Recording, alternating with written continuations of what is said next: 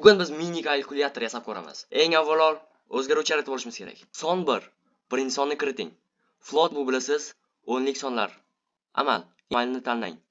Plus, minus, ko'paytiruv va bo'luv. Son 2, ikkinchi sonni kiriting.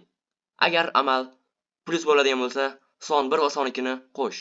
Agarda amal minus bo'ladigan bo'lsa, son 1 va son 2 ni ayir. Agarda amal 1 ko'paytiruv bo'ladigan bo'lsa, son 1 va son 2 ni ko'paytir. Agarda amal bo'luv bo'ladigan bo'lsa, son 1 va son 2 ni bo'l. Agarda son 2 0 ga teng bo'ladigan bo'lsa, 0 ga bo'lish mumkin emas deb chiqaradi.